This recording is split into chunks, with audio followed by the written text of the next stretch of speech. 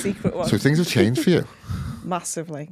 since last time we spoke. Now, I think you were number 4 podcast in the old content room. So you were one of the first to come into the old content room. Definitely, I think you are actually the first or second to return to the podcast.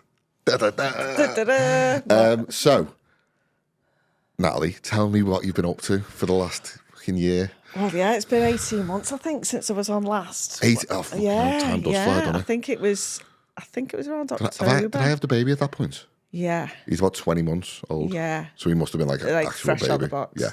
Yeah. Straight out the You were oven, still like... Yeah. But I crawled in there. Yeah, massively. So I was working at Wirral Met. I was, about 2 stone heavier. Loads has changed. So I'm now in the business full time. So our business is Pro Tutorial, and I didn't even get to speak about that last time because I was there on behalf of Wirral Met. Yeah. But so me and my husband are both in the business full time, and I'll tell you how we got there. I feel like I've come to the end before I've told you how we got there. But social media was probably the biggest influence on us being able to go full time into the business. So what happened there? So, I was always running the business alongside working full time, and it was always quite nerve wracking because when you're earning good money and you're the breadwinner and you've got 2 kids and you're a teenager who like to spend money, and a house and everything else, you always need to make sure that you're secure. And I enjoyed the job I was doing, but this was always like in the background and on the side a little bit. And the dream was always to build it to the point where we could both give up work. But in the summer, when I was off for the summer, I met up with a good friend who was starting his own care business. A guy called Phil Tattersall, and he's got 26,000 plus followers on LinkedIn. He's Shout out to Phil. Yeah, shout out to Phil Tattersall. And really supportive, lovely guy. Anyway, whenever he meets up with people, he takes a photo and posts it on his LinkedIn, and that's where he spends most of his time. So we took this picture of me, his business partner Bex, and me in Crosby, and just said, looking at doing some training, and it kind of blew up. And then had a conversation with Wirral after the summer. And had to make a decision. Yeah. Whether it was going to be continue on at Wirral Met and keep plodding on and doing that and doing a job that I did enjoy, or make the leap. And on the 1st of September, I went, I'm making the leap. Amazing. Handed the lanyard in, walked out. Amazing. Managed to secure something for a couple of months and went full on into the business. But that one post... it's been life-changing. That's the power of it, right? Absolutely. That's the power of it. I mean, I always have this saying, I love this, have you ever heard the saying, burn the boat? No, go on. So burn the boat was like an old, I think I got it off watching Game of Thrones, but it was like an old Viking, it was like an old Viking thing. Yeah, okay. So with Vikings, what they used to do is they'd pull up on someone's shore back in hundreds of years ago, and then they'd burn the boats behind them, so they were stuck. Right. So there was no way out. So they had to make it work. Yeah.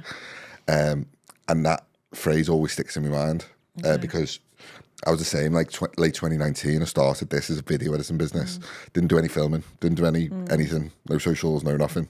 Other than you would send us a video, we'd edit it and send it back. That was our whole model. And then literally that was November 2019. 2020 COVID hit a few months later. Before really making any money. And I was still in my job at that point, and then I was just burn the boats. I'm not going back. I am not going back. I was fairer than that. I was just I'm not going back. And then that phrase always sticks in my mind, burn the boat, because I went all in. So at the time, Becky was pregnant. I had to go and spend a load of money on camera gear and stuff, and it's the hard conversation. I was fucking hell, what's going on? And then I was I'm not going back to my job. Yeah. She was like, well, that's stupid. Yeah. And I was like, no, I'm gonna make it work. And then people see all this now, it's great, and it is great, but it's 7 years of fucking really hard graft. So I know how you feel. Yeah. Well, mine was exactly that. I had to make it work. There was no option. And I thought I could go and get another job, but actually, this is my chance. This is my time. Yeah. It was just before I was turning 45, and I think you come to certain ages where you go, "What am I doing?" And I think you get certain life events where 45, you you don't say, have a day over 35. Listen, Stephen. Thank you. But it's good living now. It's looking after yourself and everything else. But yeah. Your biological age must have gone down like 20%. Oh, massive. Massive. But yeah, so I was turning 45 and I thought, I've got a maximum of 15 years left to work. I've been working since I was 12 years old, picking spring onions in a farm when I was 12 for £1 an hour. My mum was like, "Yeah, get out and get a job." But it's complete child labour, shouldn't happen these days. But it was the very early 90s. So yeah, I thought I've got 15 years left. Yeah. I can either keep working for somebody else and actually line their pockets, or I can do it for myself. Yeah. And make sure every bit of money comes to us. And it was a leap. It was a oh my God moment. Yeah. Within the first week, I was contacted by someone who I knew from when I worked for Nugent, a guy called Leon Roster. He was setting up a thing called Leaf Story, so a digital life story app for children in care. And he went, "I need someone who's worked in the sector." So I've either worked in further higher education, specialist education, or social care. And I knew him from 5 years earlier, and he was like, synergy, just aligned. So I started working for him. People were contacting me to say, "Can you come and do a piece of work for us?" So I'd previously got relationships at National Museums Liverpool, so I've done a huge project with them recently, and they want to, carry on that relationship. People contacting me going, "Can you come and deliver some training for us? Can you come and do a guest speaking for us? Can you go?" And so all these things that I had as a dream further down the line in 5 years' time were happening there and then in October, November of 2025. And I was like, "Oh my God, this might actually work." Immediately replaced my salary and then started going into profit. And I knew that social media was going to be a massive part of it, and started trying to educate myself more on social media. And I've still got a lot to learn. I did a review recently, and that's needs to change. But I learnt this thing, and I got some initials that always stay in my head now, which is, if you're old enough to remember VHS, I changed it now to VHU. So, yeah, I always think VHU. So it stands for visible, human and useful. Nice. So that's what I think when I'm trying to post or get out there. We all love an acronym. Love it. Well, I live on them. If you think of all the sectors I've worked in, they're built on acronyms. It's insane. For sure, so taking the leap from social work to education was funny, because they used a certain acronym in education that was like meant something really serious in social work, and I was like, "What's going on?" And they were like, "No, it doesn't mean that." So it was quite funny. I remember that. When it was like 25. That is funny. So VHU, stands for visible, human, useful. I love it. And that's my thing that I keep with me social media. Love it. That is very good. I've got loads of stuff like that, like on like marketing frameworks and stuff like that. Because one thing I always say to clients is, when you're putting stuff in the world, like, we're the expert in certain areas. So I'm not going to try and be an expert in floristry or makeup or AI or whatever it is. Whoever the person I'm working with is, because they're the experts.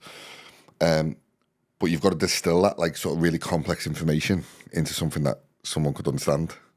And I find acronyms a really useful way of doing that, actually. That's a cool one. That'll stick in my mind now. VHU. So for anyone watching this who kind of doesn't know what Pro Tutorial is, what is it? So we are a family-run business. We're now family run. So my husband is now full-time in the business as well. We've taken off that much. He was able to give his job in, which was great. So what we do is, there's 3 strands to what we do. The first one is kind of like was our trademark and what we started with, which is helping organisations get their courses, get their content, get their conferences, e-learning accredited. So people can be running a course for years and think it's amazing. And then their clients or their customer base might start saying, "Well, is it accredited?"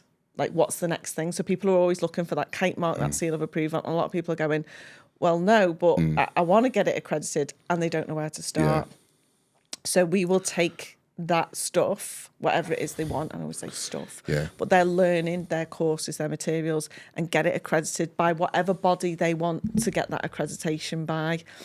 So I've spent a long time, as I said, in the education sector, but I've also been a qualification reviewer and developer and an examiner for Pearson EdXL. I know what good qualification looks like, so I know how to get it up to that standard. So that's the service that we offer, and we do it in record time. So our main one that we work with is CPD UK, and as I said, people can crack on with the day job. We'll get all this stuff accredited and we'll come back to them. So most people, if they're doing it on their own, would take 12 to 18 months to do it. We can do it in around 6 to 8 weeks.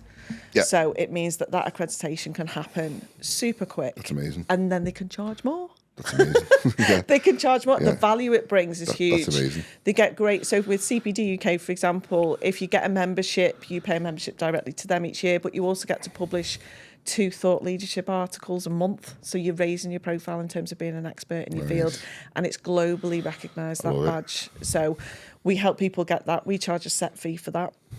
And it's, and then it's done and dusted. I love it. So that's one element that we do. The other one is I do a lot of consultancy. And that can be anything and everything, really. So I can, as I said, my background's always been education, social care, children's predominantly, but adults as well. So for companies who are either looking to set up on their own for the first time, so I'm working with a company at the moment setting up their own children's home. So I can help and guide and support with that.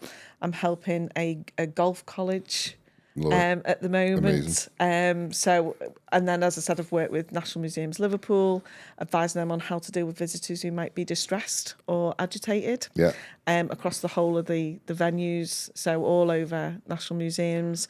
I've helped different organisations with different things, really. So people will come to us with different queries. So I'm just done a proposal recently for an organisation who run their own apprenticeships, and they need someone to be an external quality assurer and also raise the standards, and they've exhausted everything internally. So I'll do all kinds of different things. So people have got things where they want, if they think we want our business to perform in this way or be X, Y, Z, and it's within the sectors I've worked in, then I can help. And again, I'll do that on a retainer basis. So they know what they're going to get for a minimum of 6 months, goes up to 12 to 2 years, 12 months to 2 years, and we'll work on a particular objective. I feel like it might become like the Wild West if you don't have that. You know what I mean? I noticed that with social media, like a lot of our... So long story short, over the last sort of year or so, I've tried to really bring all our work closer to our own community. I'm a bit of a geek when it comes to like films and stuff like that. And I used to love all the old Guy Ritchie films, like Lock, Stock and all that. But you don't really make them sort of films anymore. It's more like Netflix, and you've kind of like made them into like box sets and stuff. And I was listening to Guy Ritchie on a podcast ages ago, and he was talking about being the master of your own kingdom and directly affecting what you can affect. So I was like, right, okay. So I went down this like real rabbit hole with like Liverpool City region, West Cheshire, North Wales, Wirral. And I went into all the chambers, I went into the councils, done loads through AI, and I just went down this rabbit hole of like what's around us, what's our sphere of influence. Liverpool City region, I was doing some work with the BIPC, and they've got 78,000 small businesses and startups in the region. Wirral has got 11,000. It's mad. And I was just like, why is this a thing? Like, why isn't all these businesses? And then Daryl from Networks said to me, if you added up all the people in all the networking groups, say on the Wirral, how many are there? So there's like probably 4 or 5 smallish groups across the Wirral. Maybe, let's say an average of, be generous, 25 in each. It's probably, let's be generous, 150 in all of them. Now on the Wirral there's 11,000, so the vast majority, where are they? And why aren't they networking? And why aren't they out and about and getting seen? And I was just like, so I've made it my kind of like mission to bring everything closer to home. And in doing that, I realised on the Wirral, there's no one really doing what we do. I think there's one place that does like studio hire, but they're not like, they're not like a what we not what we do. No shade on them, by the way. No. Much. But like a lot of our competition is like 19, 20-year-olds who've just got a phone, essentially. And they use Meta Business Suite, and they'll post on LinkedIn for people, and they'll do the content, and they'll super undercut everyone. And that's kind of what we're competing with. Yeah. But there's no like regulation around it. And this is marketing for business. Yeah. You know, this could potentially like, you know, it's potentially going to cost businesses thousands of pounds. Yeah. You know what I mean? So I feel like it's like God's work a little bit in the sense that, not that I'm like religious anyway, but it's like you're making, like, it almost becomes the Wild West because anyone can just fucking do anything and just get away with it. So someone could just come now and be like, yeah, I'm a social media marketing agency, and that's it. Not being checked. Without any regulation around it. And when something's so public facing, it becomes like this. Yeah. Like, we're really careful around it because that's why you'll never see me chasing like views and chasing engagements and stuff, because I don't really follow trends or anything for that reason.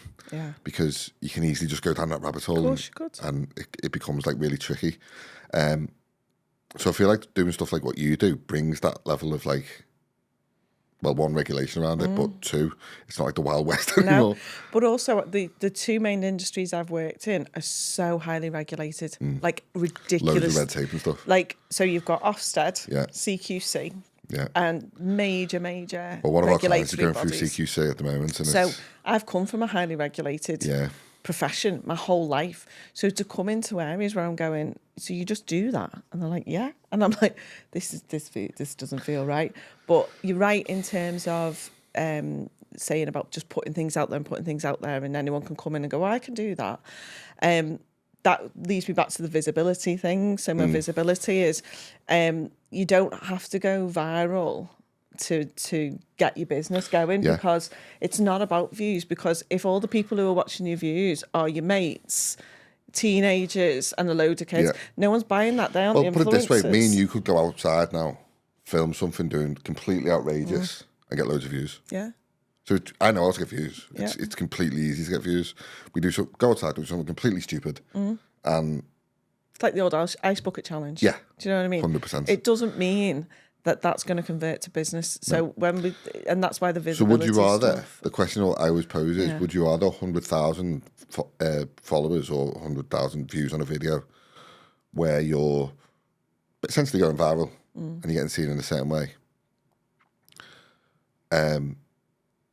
Or would you rather have 10,000 engaged views and engaged followers that really love what you do? Yeah. Now, the play devil's advocate, the argument to that is, well, the more views you get, the more qualified leads you'll get. But it's literally like casting a net nice and wide and seeing what you can catch. Whereas if you're going in like a sniper and being like, bum, bum, bum. Yeah. And then I've seen businesses get stuck between a rock and a hard place, because on one side of it, it's like, well, we're getting tons of views and we're going viral every time and it's amazing and our social media is blowing up. But the business suffers. Yeah. But on the flip side, if you talk about the business, doesn't get enough views, and you're like, oh, my social media is not blowing up, but I'm talking about the business. And it's like, we're like, it's almost like a happy medium you've got to find. But yeah, it's interesting. I could talk about this stuff all day, by the way. Yeah, but I think the difference is and this is something else I've noticed, is the people who want you to fail are watching closest. Yeah. So they're the ones who are watching the closest. Yeah. So it's kind of like... Well, I know that. Yeah.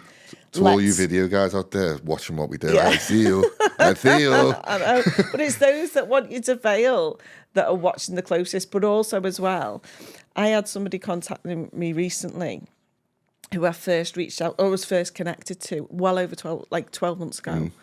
And I just left it. But they've gone, I saw that and now I want. So it's just the Funny how that happens, isn't it? Yeah, and that's what I mean about the visibility. I had somebody watch one video of mine, just one client, one video, and he went, because I started with, if you are a Ofsted regulated service, watch. If you're not, scroll on. You know, people use that trend, don't they? Like, if I'm only talking to you. Yeah, you qualify and disqualify. Yeah. So, and he didn't know me at all in Derby, and messaged me and went, saw your video, loved it. Yeah. This is what I want. And now, no matter what, he comes to me first because of just one video and one person, and he owns a children's care company, and he's got with 2 houses now, going to be 4, going to be 6, going to be 8, and I've been able to link him in with the Leaf Story guys, and suddenly huge amount of business just off one person. Yeah. So it only takes one lead sometimes to catapult things, but I think for me it's about the usefulness of it. So we could all do the ice bucket challenge videos, and actually no one still knows how useful you are. But yeah, one of our other elements in our business is we deliver niche training to children's social care predominantly, or adult social care, but really niche stuff. So someone might have had an inspection and go, oh, we've got this child coming in and they're going to be, a condition is called PDA, or pathological demand avoidance. Not many people know a lot about it, but I do have worked with it. So I'll deliver training on how to interact with those type of kids. But if somebody said, well, could you do me a session on communication? I'd be like, well, there's plenty of other people doing that, and I'm not going to do that what they do. But the training element is such a small part of our business. But a lot of people have contacted us recently. Can you do this course? Can you do that course? Can you do this course? And then I'll be like, yeah, I'll arrange it. I'll put it out, do an open course. And then suddenly you get a bit ghosted. And these people who ask them, they go, oh, no, I can't make that date. Can you? And so at the moment, our social media content is all around these courses, because that's when you're pushing it out. I'm thinking, actually, this is when I did my review today, because like that doesn't actually represent the vast majority of our business. The main part of our business is consultancy and accreditation. And I haven't got that out there in the world enough. So it's made me think, by coming on today, I thought I'm just going to do a quick review. And actually, we need to change it, because it was people asking, and then I push it because they've ghosted. And then I'm like, hang on, our business looks like we just do training, and we really don't. We really don't. That's like that much of the business. And I was like, it's almost like, how do you articulate it in one sentence? Yeah. And it's hard to do. And it takes a bit of time to get that. I've had actually people message me after like maybe 6 months, a year, and they'd be like, oh, I've been following your stuff for ages. And I was like, honestly, I don't even know you follow me. And you have never liked anything, you've never commented, you've never done anything on any post. And all of a sudden you've messaged me. And it's like, it's almost like everything is white noise until you become the ideal client for something. And it is, and it's the lurkers you've got to watch for. Yeah. The lurkers are the ones that are going to do your business. Yeah, but me and Georgia were talking about LinkedIn lurkers. It's true. They're the ones who they're your customers. They're the customers, though. They're your customers. They're just waiting and watching and just going, I'll keep that on the back burner. And and they're the ones who are going to be your customers. The ones who like and follow and subscribe, they're like your brand champions. They're your advocates. Yeah. And they're your ride or dies. They're going to always support you. I'm going to put you onto a book called Breakthrough Advertising by Eugene Schwartz. It's an old book now. It's like, I think it's like late 70s, early 80s. And it's quite expensive book now, because it's quite hard to get hold of. I think I say back a couple of £100 to get hold of them, because they are quite rare. But you just go on like AI and it'll tell you about it. And he has this like awareness model. And once you see it and recognise it, you can't unsee it and not recognise it. Okay. So he talks about there being at every stage of the customer journey, there's a level of awareness that someone has. So it's unaware, so it's no idea who you are, what you do. Totally unaware they've got a problem in any way. And then they become problem aware. So the problem aware thing is, okay, shit, I need CPD requirement, I need accreditation, like they've got this thing, oh fucking hell, what do we need to do?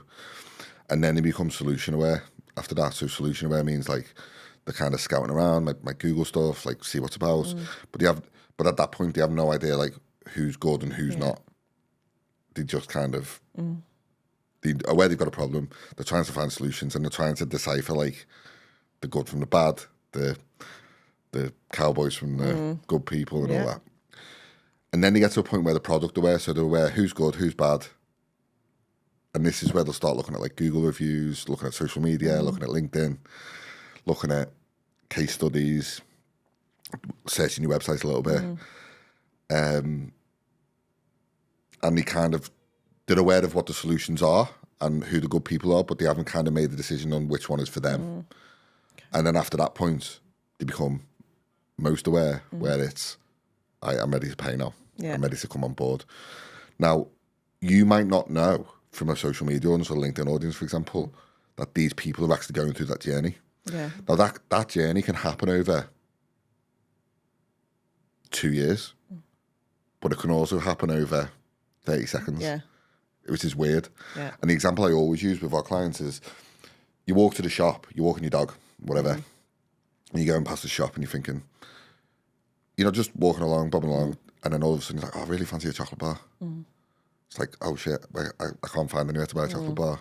And you start looking around, oh, there's a newsagents there, there's a off-license there, you get a chocolate bar. And then you go in there and you start looking for solutions. You're looking at, like, what chocolate bar do I want? And, like, you're looking at all the choices.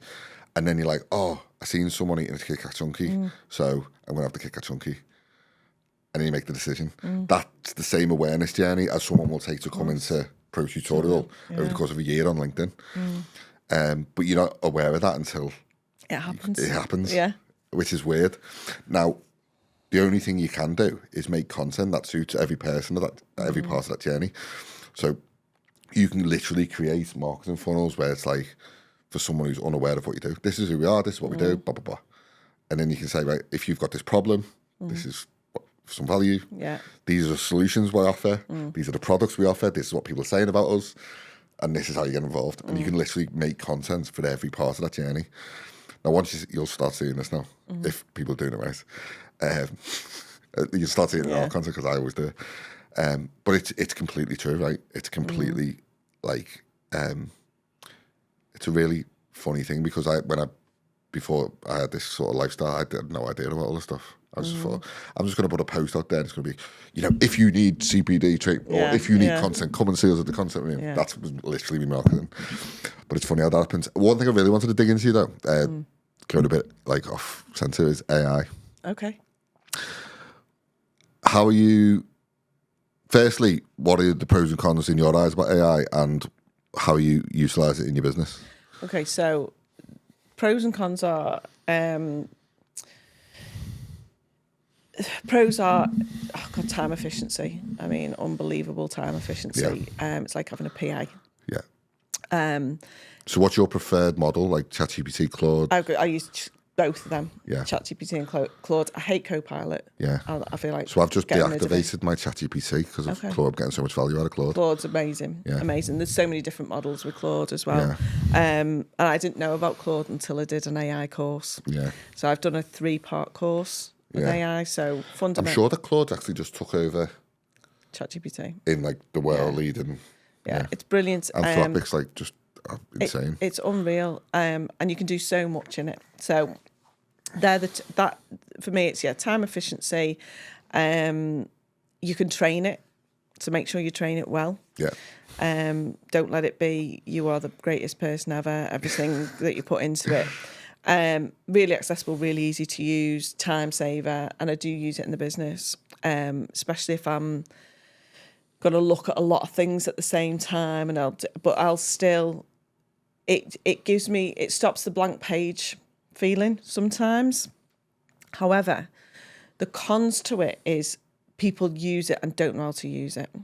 So they will use it, and in a way, if someone's literally taking a ChatGPT or post, and they'll say, do me a post on this, and they just literally copying and pasting it in, that I'll scroll past. I'm like, piss off. And you just there is know. no authenticity like, there even at if, all. right, I say that I'm so happy you've said this. Such giveaways. Honest to God, like probably 80% of my LinkedIn feed who I follow now are like literally, they're not even hiding it, and they think that it sounds good.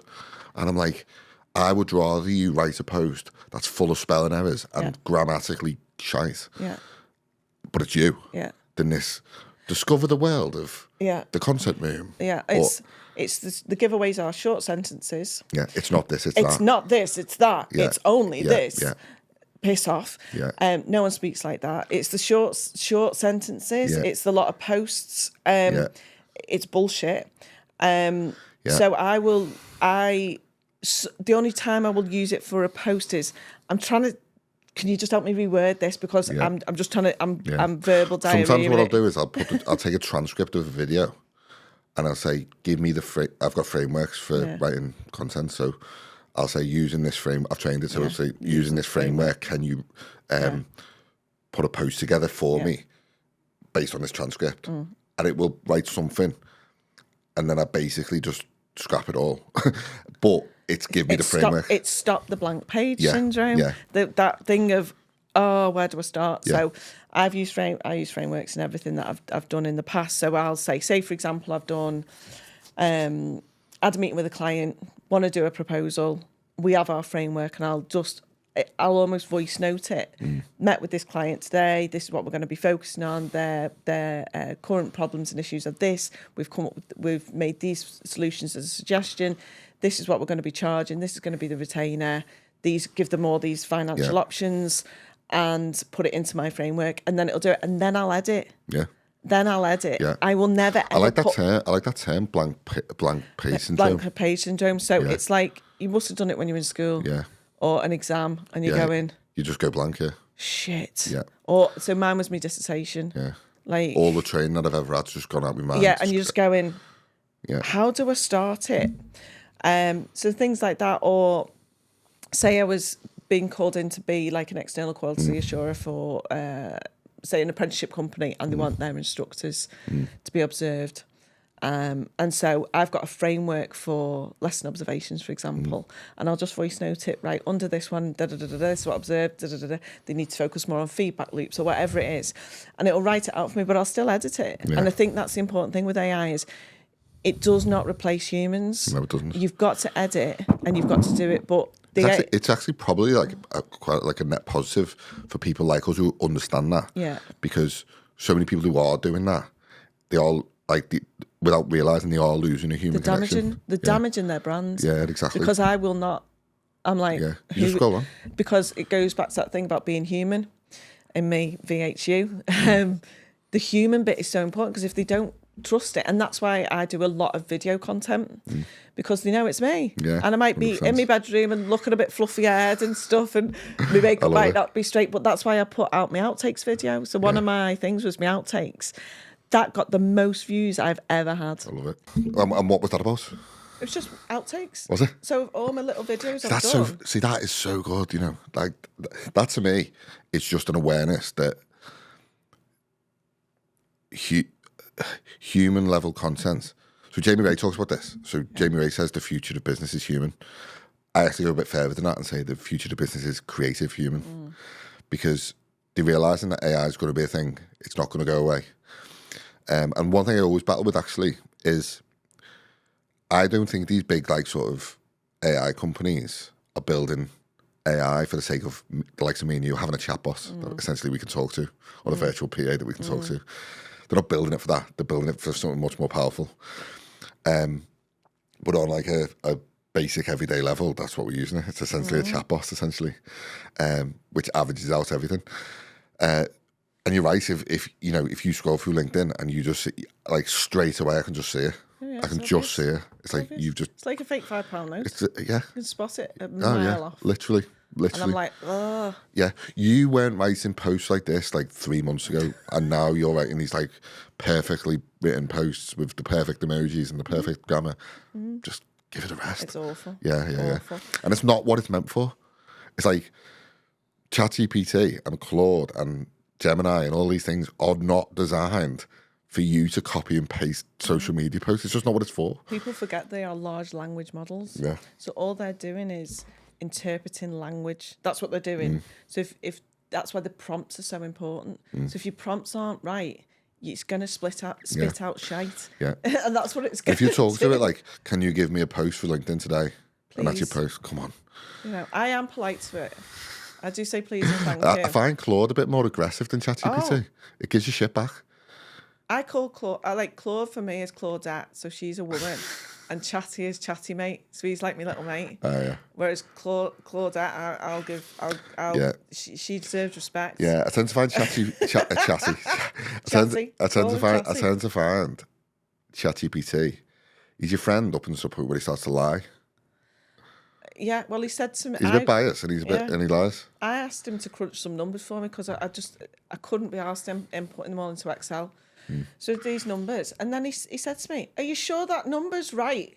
Because that seems a bit excessive for that particular thing. And I went, I took a screenshot because it was for this care company. I'm doing their financial forecast, and I was like, just go through all these figures for me, make sure I've got them right. And then it was the charge that Ofsted charged care homes to open up. So it's 3 children or fewer, and it's a set fee of £5,390 a year. And I went, I don't think you've got that figure right. That seems a little steep. Took a screenshot off fucking Ofsted's website. I was like, there you go, dickhead.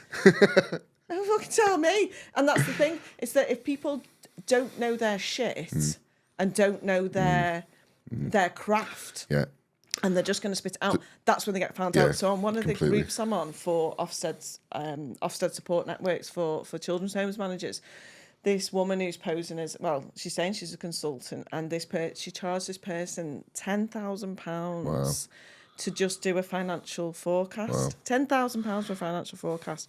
She'd clearly put it into ChatGPT, spat out this absolute junk, and another person who was contacted by this client, can you help me please, think I've been ripped off? She managed to get her money back, but he put it in the group and said, look what she's put. And it was like, one of the things that by law they have to have, so it's called a Reg 44 visit. This woman had put optional on it, and you could tell it was ChatGPT. If people are claiming to be experts in the field because they're going, well, that's lucrative. So, for example, the children's home sector can be seen as lucrative, and people are charlatans and go, well, yeah, I know about that, and pose as potential experts.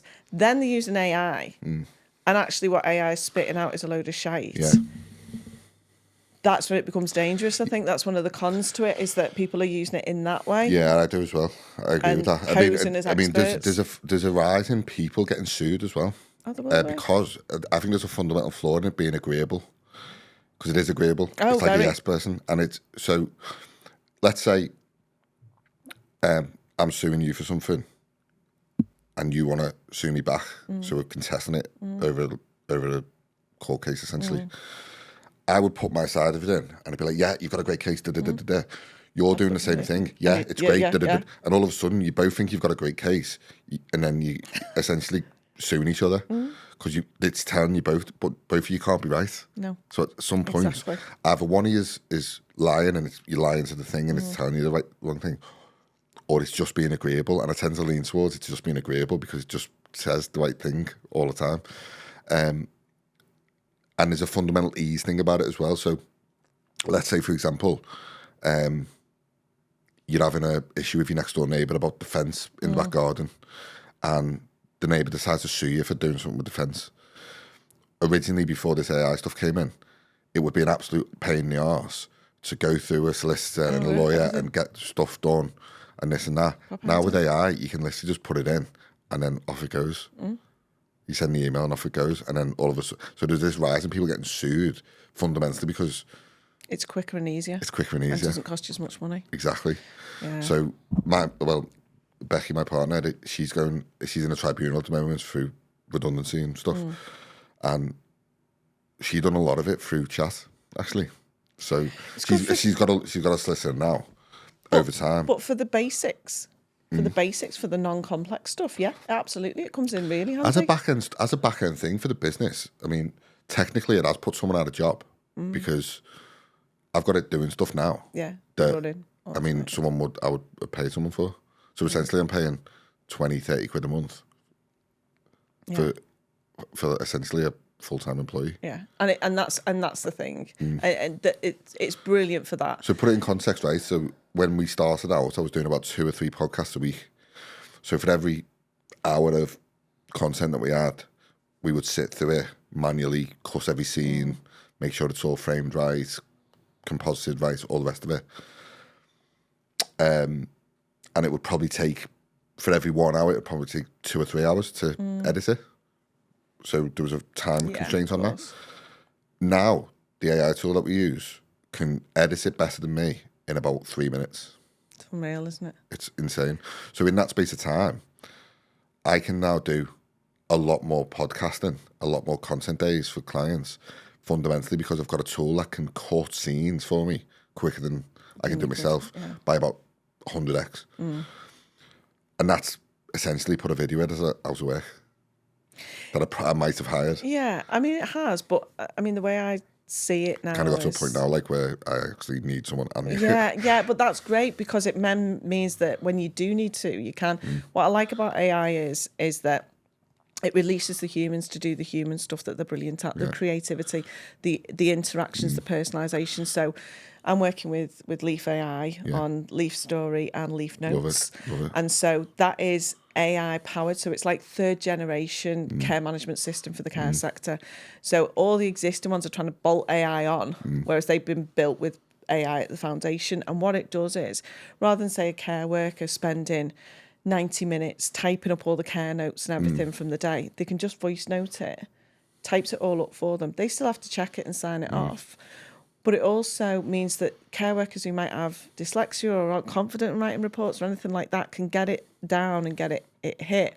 It cuts out the bureaucracy. So it means they can spend more time looking after the people or spending time with the people that they should be with, 100%. which means quality of life will massively improve. 100%. Length of, longevity of these people will improve, and that's where we love it. And then the Leaf Story is about life story work with children, as I said, and that it means that social workers have to do life story with kids who go into care. They have to know why they're in care. And historically they've just got a pile of books or a pile of files stacked up, dumped with them, and the red falls off because they'll suddenly find out at 16, 17 why they're in care. And it just goes, and they're written back in a very clinical way. And so this is a proper story app that people can document things. They'll have their histories in it, and it's been built with kids in care. It's been built with professionals, but it's AI powered. And they've got companions in there and all kinds. It's just brilliant work. So we're working with local authorities on that at the moment. And that's what I mean, is that AI is great if it means that people can do what they can do. I think it's 10x our business in terms of turnaround and us being able to do things. We still, even the accreditation stuff, I just have a framework that we populate, but we don't tend to use AI for that because it's just the human eye and stuff. But the areas where we can, like crunching numbers, checking things out, For sure. cross-checking, means that we can do it. But yeah, it's helped our business massively. And as I said, to the point where my husband Jake in February was able to put his notice in at the box factory, and so he's doing all the back office stuff. But in terms of the web stuff and driving, doing the SEO, Even just and building landing pages and building. it's everything. Yeah, he's mad. doing all that now. He's working with the But accountants. it does, for someone like me who is great at making content, and I love making content, but is not so great at graphic design, not so great at website building, stuff like that. It's been insanely powerful for me. Massively. And again, I do wonder about people like website designers, if they're not going with this stuff. It's kind of I always compare it to your iPhone. So if you might get away with not upgrading your iPhone a few times, but eventually it becomes obsolete because the updates. and I think Apple have done it now where if you don't upgrade 5 versions, you essentially can't use your phone anymore. Great business model. It's a great business model, yeah. It's a great business model. But that'll be the same thing with AI. Where do you think it'll be in 5-10 years' time? Replace the internet. Do you think? Yeah, definitely replace the internet. Yeah. And that's where I think you've got to go in Do you think terms it'll replace of physical phones and stuff like that? potentially. Yeah. I just don't know because we don't know what we don't know. But we look at things like.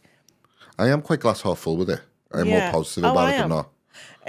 But I always say to people, AI won't replace people, but AI will replace people who don't know how to work AI. Yeah. So get yourself on a course, get learning how to do it, when your mum and dad doing don't it know how well. to send an email from the phone. Exactly. It's that's what we'll be if we don't do that. it. Yeah, if you don't stay ahead of the tech, it will absolutely. So there's 3 types of digital people. There's a digital refugee, a digital migrant, and a digital native. So digital refugee is probably our parents' age. Yeah. I'll come in if I have to. Oh my God, I'm yeah, going to have to yeah. learn how to use this phone. Show me how to post on Facebook. Yeah, I don't know. What's this? I once said to my mum, Google it. And she went, I've got rid of Google. I went, what? How have you got rid of Google? You're like an old lady living in Ormskirk. And she went, no, I've got rid of it. I've got rid of it. What she meant was she doesn't use Google anymore. She used Bing instead. So in her head, I've got rid of Google. So I was like, wow. That is something to be proud of, Mum. Bing. Yeah, I know. I'm like, don't ever use Bing, it's crap. But then there's digital migrants, so people who are happy. So I didn't grow up with digital stuff, but I love using it and really happy to use it, and my life is all the better for it. But it wasn't natural it wasn't part of my childhood. Digital natives are all the kids now. So they never know a life without it. Exactly. They've never known a life without without that, you know, like we are probably the last generation of people that grew up without and with social media. Yeah. So I remember back in sort of 2008, 2009, I was probably 22, 23. Yeah. And YouTube was coming out, Facebook was coming out, and it was very basic compared to what it is now. MySpace. Yeah, all that stuff, yeah.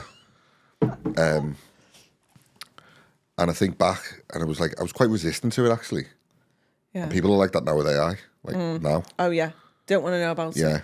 I do, as I said, People just kind of get on with their lives, but I don't think they Yeah. really understand like the level it's actually going to get to. I don't know. But also you've got like my kids' generation who are like, she's the Gen Z kind of alphas. They're really worried about the environmental impact that AI is having. But isn't it like something like one prompt is like a litre of water? Yeah. So imagine how many prompts are going in. I know. Billions. Yeah. Billions. So, but however, AI companies will say, well, actually, it needs to have the impact because then it will force sustainable fuels quicker. Because if we're draining all this energy, it'll actually push net zero to be a bigger thing than it already is. It's massive anyway. Yeah. But let's work on that, and actually let's work on more sustainable Do you think fuels. that's why like all the billionaires and stuff are trying to get to space so they can stick all this infrastructure in space rather than... Maybe. That's what, honestly, this is like the actual thing. So Elon Musk was talking about this. Yeah, but he's a loon. He's a lunatic. So is Bezos. They're all lunatics. But there's a race to space. They call it space race, don't they? With billionaires and trillionaires. Because... they want to build new infrastructure. So I'm not happy with the planet. I don't want to go into the galaxy. I am the least conspiracy theorist person in the world. I don't believe people are clever enough, especially in governments, to plan like pandemics. I just don't. Anyway, not getting into that. So I'm the least conspiratorial person in the world. But I was watching this thing about Elon Musk, and he was saying like all his businesses, SpaceX, Tesla, they all interlink with each other cleverly. So SpaceX is like the space rocket company. So he's trying to get to space, to get to Mars. He's also building robots because he knows that humans can't survive on Mars. So at the start, he'll take spaceships there with the robots, and then he's got the AI stuff. The AI will power the robots. And it was like this weird thing. And I was like, this is unreal. And he said it'll just get to a point where like land in Earth will not be able to sustain the power of AI. Yeah. So the best thing they can do is stick it in space, like they do with like satellites and stuff, which is bonkers to think about.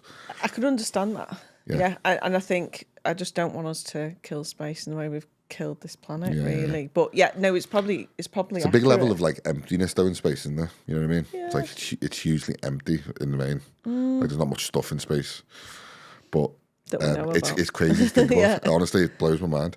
And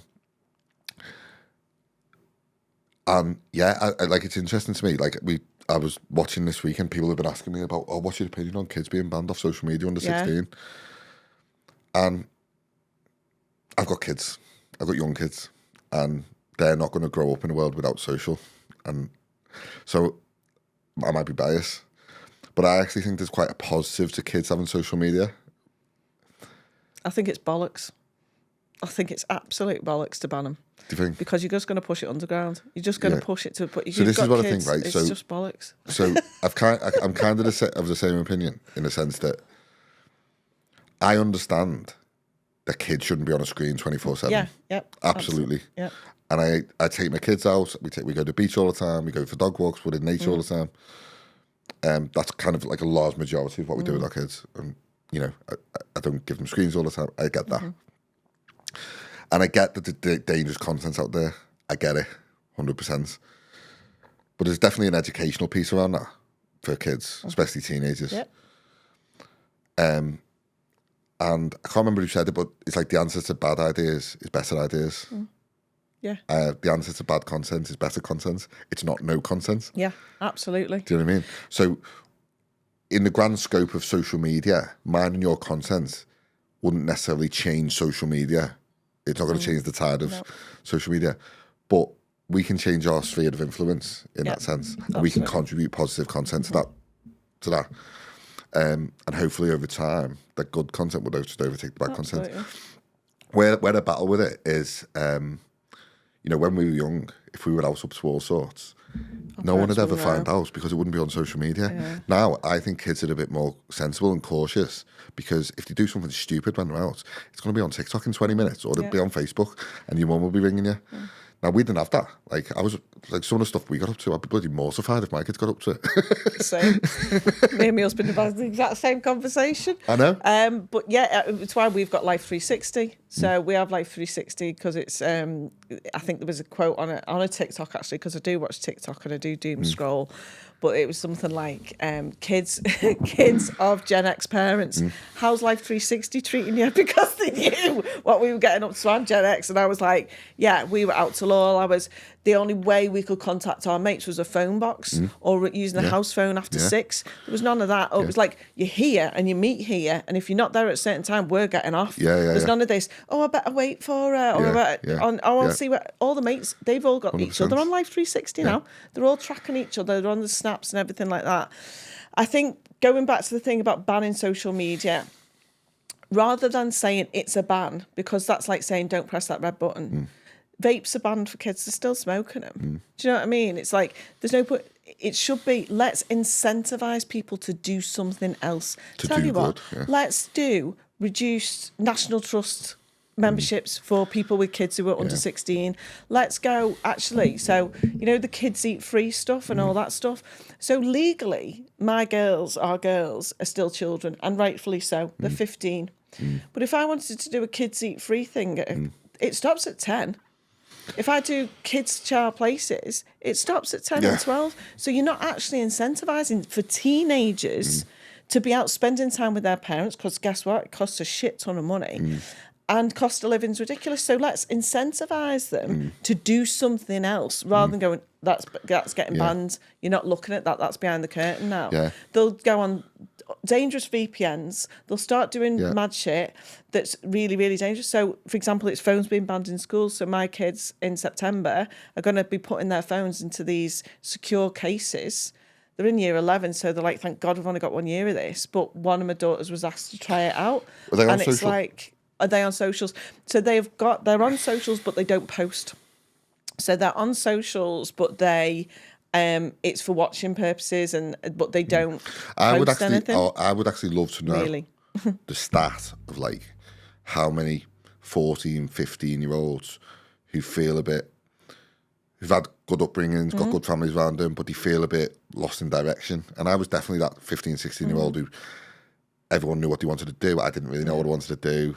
Or they pretended they did. Yeah. Or they had an idea of something.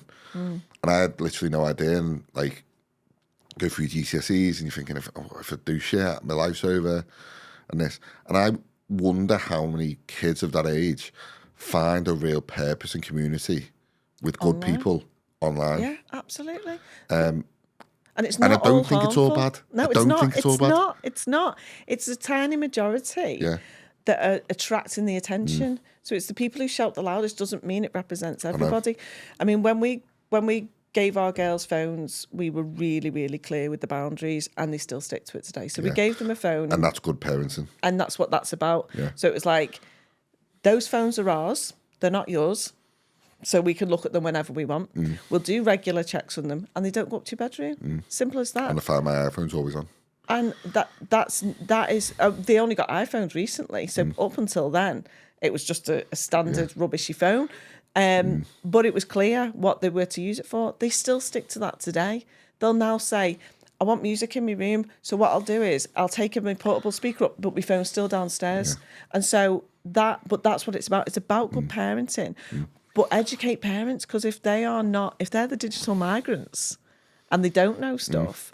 And that's where it comes down to. But yeah, the whole ban thing, I just think I also think it's a nice distraction from other things as well. I always think it's nice headline hitting stuff. I always think about keeping as my kids go older, like keeping them close. You don't want them off doing all sorts, and feel like they will. Social media does find people do find communities, and people are doing more human stuff.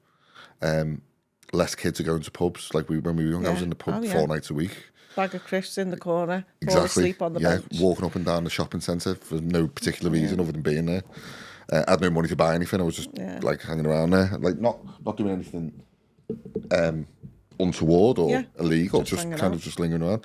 And you do get that thing, and I get it's intimidating to, like, you know, maybe older people, or when you see like a group of kids like lingering around the streets on the bikes and stuff. But I remember being young and we didn't do anything wrong to anyone. We weren't disrespectful to anyone, but we were like hanging around. And people can get intimidated by that, but I think there's just like a level of trust you got to have, I think, and a level of like good parenting. Now, absolutely. I understand there are some cons and there is some shit content, and there are some shitty parents out there. I get it, and the people that haven't got positive role models. I get all that, but I don't know. Like maybe because I work in it and I see so much positive from it, and I've made so much success out of it. Yeah. Maybe I've got to walk through.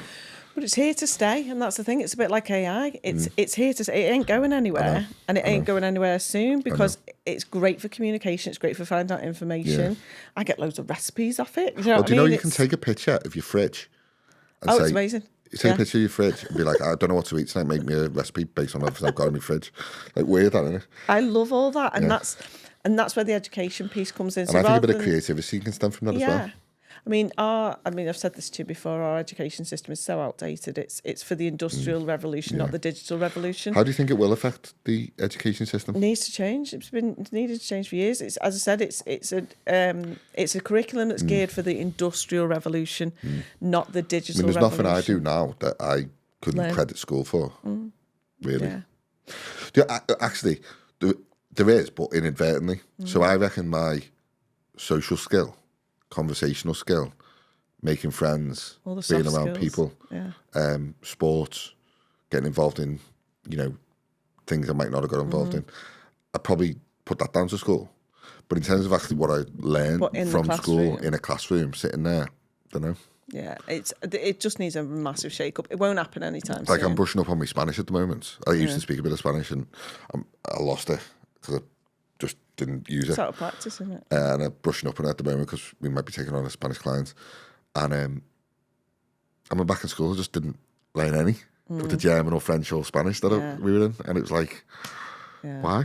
So you got this opportunity actually to learn this language at a young age, and I don't know, it just didn't feel right. Did you not do languages at school?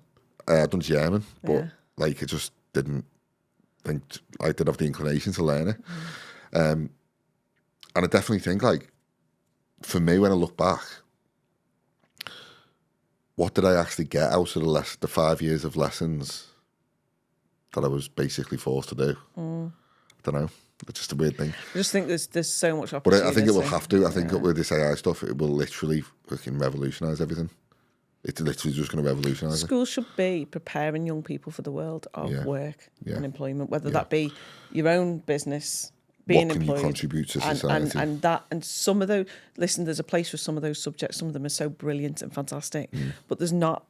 There's just the choice out there. I mean, if I suppose the counter arguments to that, I try to be as objective as possible, would be you're exposing young people to different topics and different subjects, and they might love it. And they might love it, and they might get a passion for it. But it's subjects, it's not skills. Give them bloody skills. You know, so many, like when I was working in the colleges, so many young people go, oh my God, I didn't even know how to open a bank account. I didn't know what compound interest is. I don't know anything about mortgages. I don't know anything about a washing machine. And so... Do you think there's an argument to be had on that skills. About, like, young kids just don't care about that stuff? Potentially, but let's give them the option.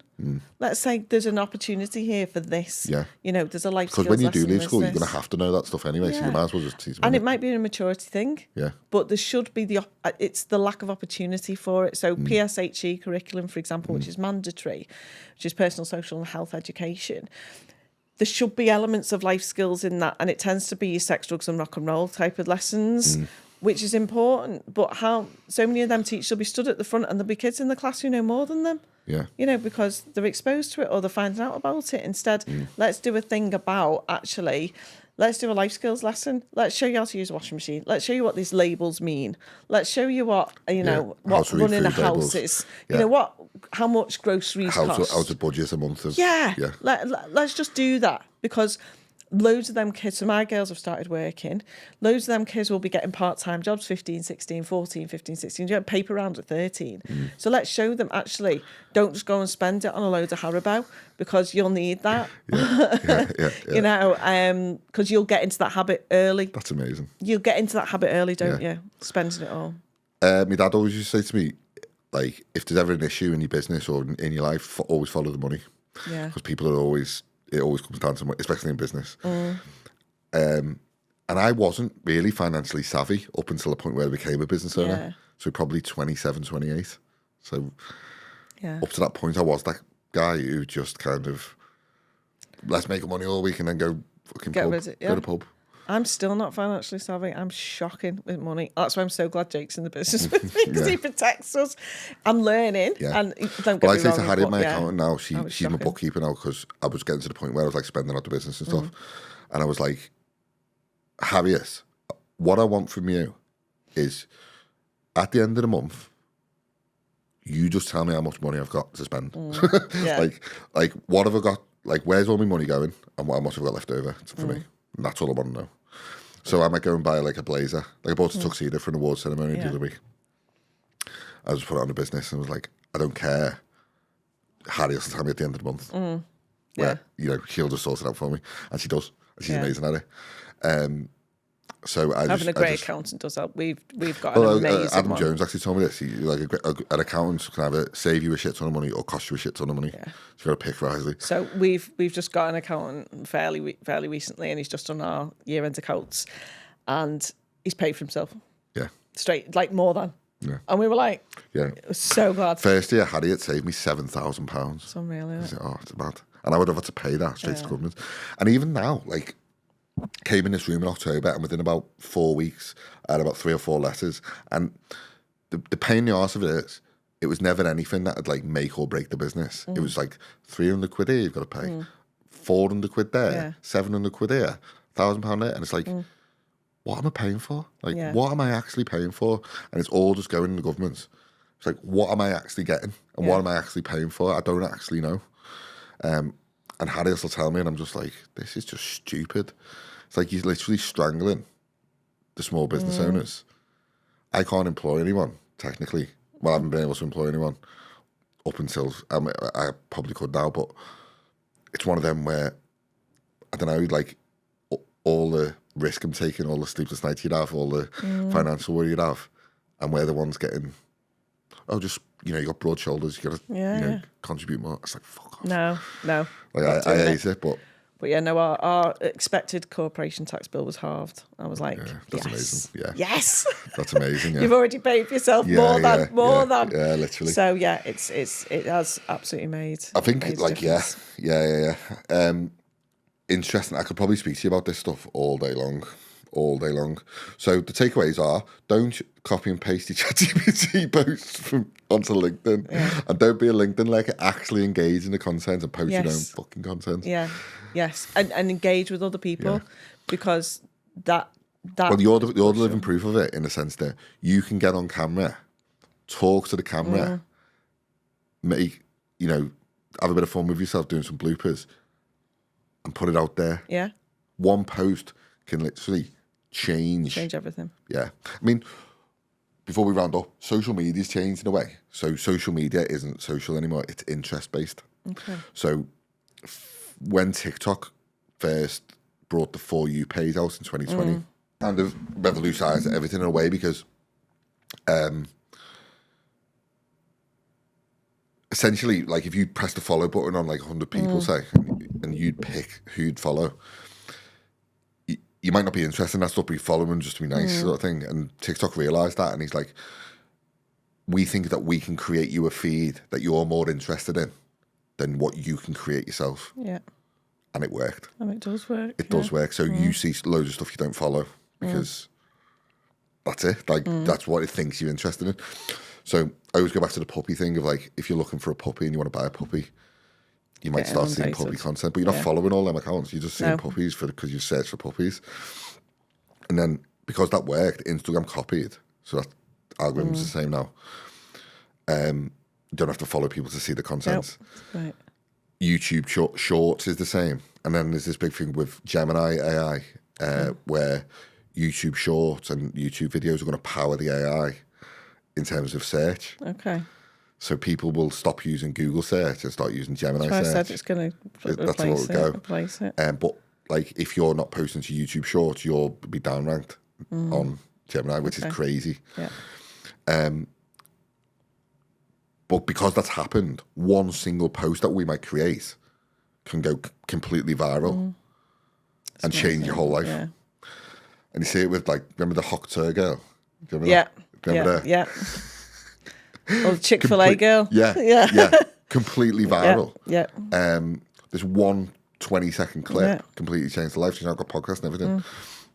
And massive YouTube and everything. Yeah. And that's the power of it. Like, no one followed that girl. That girl was completely unknown until that point. She probably didn't even think about being a content creator or anything. And that means that we can put a post together now that goes completely viral and changes our whole business, just like it happened to you.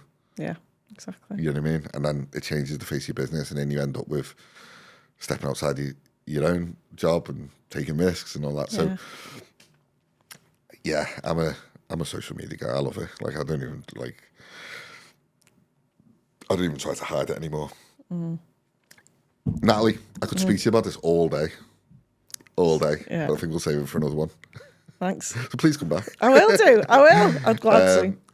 If someone watches this and wants to get involved in Pro Tutorial or learn about AI or learn about courses and getting accredited, where's the best place they can find you? Our website is probably the best place. So it's protutorial.co.uk.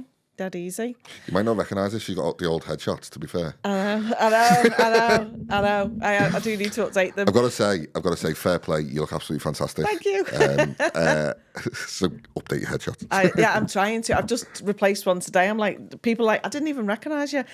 So yeah, on there or follow me on LinkedIn. So just Natalie Willetts, search for me on LinkedIn, and same on Facebook as well. So Pro Tutorial on Facebook.